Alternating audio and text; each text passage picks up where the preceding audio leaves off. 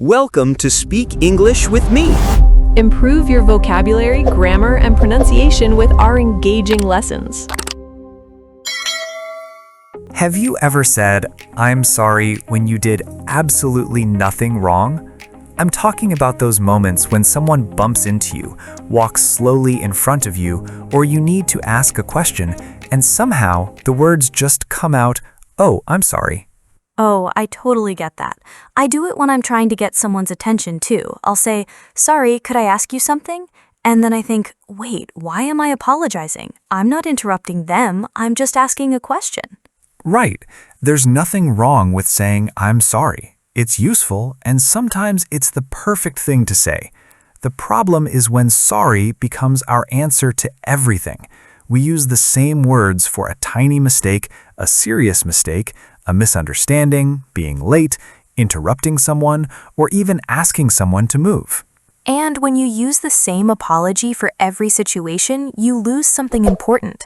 Sometimes you want to say, "That was my mistake." Sometimes you want to say, "I didn't mean to do that." Sometimes you want to say, "I feel bad about what happened." That last one is important. I remember once I was standing in a coffee shop waiting for my drink, and someone walked straight into me because they were looking at their phone, and I immediately said, "Oh, sorry." Wait, you apologized because someone walked into you? Yes, I thought, what am I sorry for? Did I suddenly become invisible? That is so funny because I've done something similar. Someone steps on my foot and I say sorry before I even realize what happened. Maybe it's just a habit, but today we want to help you break that habit a little. Not because "I'm sorry" is bad English, but because natural English gives you more choices. And those choices can make a huge difference. If you're learning English, you don't just want to know what a phrase means, you want to know when a real person would use it, how strong it sounds, and what feeling the other person gives. So in this conversation, we're going to look at 10 natural ways to apologize, but we're also going to talk about something bigger, how to match your English to the situation. If you enjoy learning English through real conversations, personal stories, and useful expressions you can actually use, subscribe to Speak English with me and stay with us for more natural English practice. And listen closely today because some of these expressions are very casual, some are more serious, and some can sound strange if you use them in the wrong situation. Let's start with something simple. Imagine you're walking through a crowded place and you accidentally bump into somebody. My first reaction would probably be, "Oh, sorry." And that's completely natural. You could also say, "Sorry about that." I like "sorry about that" because it feels natural in everyday situations. Maybe you knock over someone's bag, move a chair into their way, or accidentally interrupt them. Yes, and notice the difference. "Sorry about that" often feels connected to a specific little problem that just happened. Let's give people a real example. Imagine we're sitting at a table and I accidentally knock your glass. I'd probably say, "Oh, sorry about that. Let me get you some water." And that second sentence is useful too. A good apology is not always just an apology. Sometimes you can apologize and then offer to fix the problem. That's a really important idea. If I break something and say "sorry," then walk away, the apology may not feel very meaningful. But if I say, "I'm sorry, let me replace it," I'm taking responsibility. And that brings us to another situation, making a mistake at work. You probably wouldn't say, "My bad," to your manager after sending the wrong report. "My bad" is natural, but it's much more casual. You might say it to a friend. Maybe I send you the wrong photo and say, "Oh, my bad, I sent you the wrong one." And I might laugh and say, "No worries." But if you send the wrong report to your manager, you need something more responsible, like, "I'm sorry, I sent the wrong file. I'll correct it and send the right one immediately." So apologizing is not just about finding another word for sorry. It's about understanding the relationship, the seriousness of the mistake, and what you want to communicate. These are phrases you can use every week, sometimes every day, but the small differences matter. They really do. So remember one simple question. What happened and what do I actually want to say about it? Because maybe you're sorry, maybe you made a mistake, maybe you didn't mean to, maybe you need to take responsibility, or maybe you simply need to get someone's attention. And once you know that, your English becomes much more natural, and that is worth remembering today. I think that's where the interesting part begins, because once you realize that not every situation needs the same kind of apology, you start noticing how many options English gives you. And one of my favorite casual ones is "my bad." Yes, but I want to be careful with that one because learners sometimes hear it in movies and think it works everywhere. It doesn't. My bad is relaxed, informal, and usually used when you admit a small mistake without making the moment too serious. Give us a situation. Okay, imagine we're meeting at a restaurant, you're waiting outside, and I text you the address of the wrong entrance. You walk around the building for 10 minutes and finally find me. I'd probably look at you and say, "You sent me to the wrong entrance." And I'd say, "Oh, my bad, I thought we were meeting on the other side." That sounds very natural between friends, but if you had made a serious mistake that caused a real problem, "my bad" could sound like you don't understand the seriousness. And that's one of those small things that makes spoken English interesting. The words may be grammatically correct, but the emotional weight can be wrong. I like that phrase, emotional weight, because an apology carries a feeling. "My bad" says, yes, I made a little mistake and I accept it. It doesn't usually say, "I deeply regret what happened." Right, and sometimes you don't need to apologize for the result, because the important thing is your intention. That's when "I didn't mean to" becomes really useful. If I accidentally interrupt you, I might say, "Oh, I didn't mean to interrupt you. Go ahead." And that feels different from simply saying, "Sorry." You're explaining that the action was accidental. Imagine you're telling me a story and I suddenly start talking because I think you've finished. I'd probably stop and look at you like, "Sam?" And then I'd realize it. "Oh, I didn't mean to interrupt you. Please continue." That's much better than giving a huge apology for a tiny interruption. You're acknowledging what happened and showing that you respect the other person. There's another expression that learners should know. "I owe you an apology." Oh, that one has more weight. You might use it when you've treated someone unfairly, forgotten something important, or behaved in a way you know wasn't right.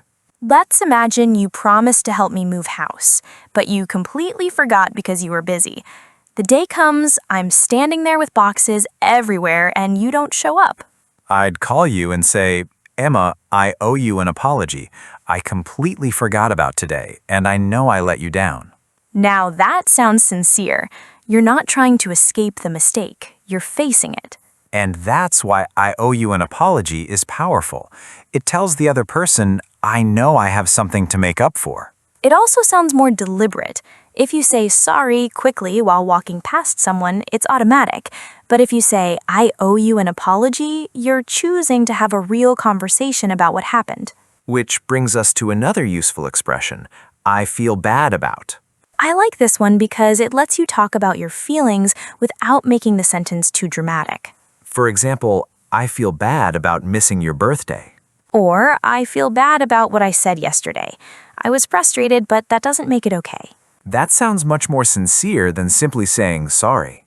And that is something people really appreciate in an apology. Responsibility without excuses. Imagine someone says, "I'm sorry I shouted at you, but you made me angry." Oof, that "but" changes everything. It can. The apology starts well, and then the person immediately moves the responsibility back to you. Compare that with, "I'm sorry I shouted at you. I was frustrated, but I should have handled it better." Much better. You can explain your feelings without using them as an excuse. For English learners, this is a useful pattern to remember. I feel bad about, followed by a noun or an action. I feel bad about missing the meeting. I feel bad about forgetting your message. I feel bad about what happened. But there's one more phrase I really want to include because it can be surprisingly powerful. "I shouldn't have." Yes, that one takes responsibility directly. If I say, "I shouldn't have spoken to you like that," I'm not only saying I'm sorry, I'm clearly saying that my behavior was wrong. And that makes it stronger. "I shouldn't have" is followed by something you did that you now believe was a mistake. So if I argued with my friend and said something unfair, I could say, I shouldn't have said that. I was upset, but those words were unfair. That sounds much more genuine than just saying sorry. And that's really the lesson here. A natural apology can tell the other person what you understand about your mistake. You can admit it, explain your intention, talk about your feelings, or show that you know your behavior was wrong. And once you can do that, your apologies stop sounding like automatic words and start sounding like real communication. That small change can make your English feel much more natural. Which is what we want from English. Not perfect sentences that sound memorized, but words that actually carry what you mean. There's another side to apologizing that we haven't talked about yet. Sometimes the mistake isn't small, and saying, I feel bad, doesn't feel strong enough. You need to show that you understand the impact of what you did. Yes, especially when someone has been waiting for you, depending on you, or trusting you. In those situations, one useful expression is, I really regret. That sounds more serious. It is. If I say, I regret missing your graduation, I'm showing that I wish the situation had been different. It's stronger than saying, oops, sorry, I missed it. And regret is often connected to something you wish you had done differently. Right. You could say, I regret not calling you sooner, or I really regret the way I handled that conversation. Have you ever had a moment when you wished you had apologized sooner? Oh, definitely. A few years ago, I misunderstood a message from a friend. I thought she was ignoring me, so I became cold with her. Later, I realized she was dealing with a difficult situation and simply hadn't seen my message. Ouch. Yes, and when I found out, sorry didn't feel like enough. I said, I'm really sorry. I regret making assumptions about you. I should have asked what was going on instead of getting upset. That's a very complete apology. You said what you regretted, and you also explained what you should have done. It shows reflection. You're not just trying to make the uncomfortable moment disappear. And sometimes you need to apologize because you disappointed someone. Maybe you promised to do something and didn't do it. In that case, I let you down can be very meaningful. That's a phrase learners should understand because it doesn't literally mean that you physically let someone fall. Right. I let you down means I disappointed you or failed to do what you expected from me. For example, I know I let you down and I'm really sorry. That sentence has emotional weight. Imagine your best friend promised to help you prepare for an important interview, but they forgot. I might say, I was counting on you and you let me down. And if I were the friend, I could say, I know and I'm sorry. I let you down. I should have been there for you. Notice how different that feels from, sorry, I was busy. The second one sounds like an explanation before you've even accepted responsibility. And explanations can be useful, but timing matters. First, acknowledge the person's experience, then explain if it's actually helpful. That's a great rule outside English, too. It really is. Now let's move into a situation that happens constantly at work. You make a mistake and need to correct it. This is where I apologize for becomes useful. It sounds more formal than I'm sorry. Yes, you might hear, I apologize for the delay. I apologize for the confusion, or I apologize for the mistake. Would you use it with a close friend? Probably not. If you forget to bring my coffee and say, I apologize for the inconvenience, I'm going to wonder why you suddenly sound like an airline company. Please accept my sincere apology for your missing coffee. Thank you. I'll need a full investigation. But at work, that formal tone can be appropriate.